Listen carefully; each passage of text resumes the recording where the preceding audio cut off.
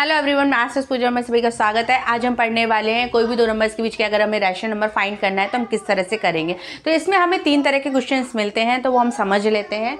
तो हमें अगर कोई भी दो नंबर गिवन है और उनके बीच के रैशनल नंबर फाइंड करने हैं, देखो हमें ये पता होना चाहिए कोई भी दो नंबर के बीच में इनफाइनाइटली रैशनल नंबर्स होते हैं, तो जितने पूछे हमें तो उतने ही आंसर देने होंगे। मोस्टली इसमें क्वेश्चन में हमें 5 पूछे जाते हैं, 3 पूछे जाते हैं, ठीक है। तो इसमें क्वेश्चन हमारे तीन तरह के होते हैं। फर्स्ट टाइप का क्वेश्चन कैसा है कि जिसमें अगर आपको दो इंटीजर गिवन है और आपसे बोला है कि find rational number between two given numbers, तो हमें क्या करना है, जैसे सपोज वो x और y दो नंबर है, इनके बीच के हमें रैशनल नंबर फाइंड करने हैं। तो कुछ नहीं करना है, हमें ये दोनों नंबर का मीन निकाल लेना है, x प्लस वाई अपॉन 2, ठीक है। यहाँ पे हमने इनका एवरेज निकाल लिया। ये जो एवरेज निकाला है ये हमारे पास एक और नंबर आ गया, तो ये इन दोनों के बीच का नंबर है, उनका एवरेज है, तो डेफिनेटली उनके बीच का नंबर ही है। अब वो जो एक नंबर आ गया, अब इसको पूरे को y ले लो, ये पूरा y हो गया, और ये इधर का नंबर ले लो या ये दोनों ले लो, फिर इनके बीच में फिर से वही एवरेज निकालो।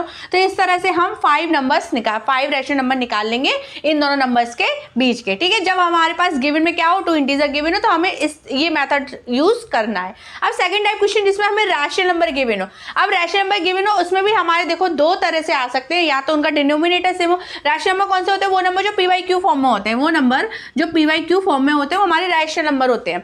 अब यहाँ पे देखो, यहाँ पे x अपॉन वाई, ठीक है, एक नंबर दे दिया और एक नंबर दे दिया मेरा p/q। अब ये दो नंबर दे दिया, इनके बीच के हमें क्या करना है, रैशनल नंबर फाइंड करना है। लेकिन यहाँ पे एक कंडीशन क्या दे है कि इनके डिनोमिनेटर सेम है, इनके डिनोमिनेटर सेम है, तो हमें कुछ नहीं करना है, सेम नंबर से मल्टीप्लाई और डिवाइड कर देना है। तो मोस्टली आप क्या लेना, 10 लेना या 20 लेना। तो अब यहाँ पर देखो 10 से मल्टीप्लाई कर लिया दोनों नंबर में और 10 से डिवाइड कर लिया। अब ये जो नंबर इनके डिनोमिनेटर में जो है वो सेम आ गया, मतलब जैसे अगर डिनोमिनेटर में 20 और 20, ठीक है, 20 और 20, अब यहाँ पे 11 है और यहाँ पे 19 है, तो अब इन दोनों के नंबर आप निकाल सकते हो ना, बीच के नंबर 11 से लेके 19 के बीच में 12, 13, 14, आपको न्यूमरेटर चेंज करना है, डिनोमिनेटर तो हमारा सेम चलेगा। इस तरह से हम यहाँ पर रैशनल नंबर फाइंड कर लेंगे। अब देखो, अब अगर डिनोमिनेटर डिफरेंट हो तो हम क्या करें, ये थोड़ा सा टफ होता है, ये दो तो ईजी होते हैं, ठीक है।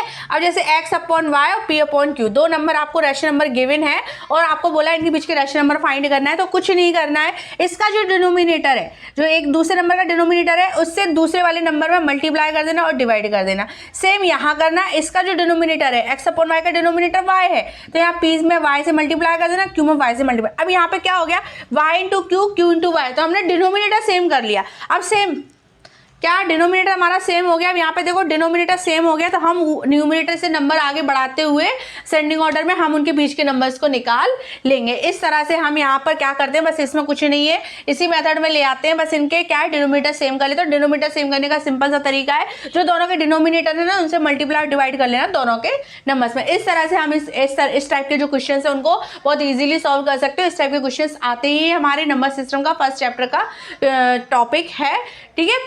तो अभी तक भी आप लोगों ने चैनल को सब्सक्राइब नहीं किया तो सब्सक्राइब कर देना, इस वीडियो को लाइक कर देना। Thank you.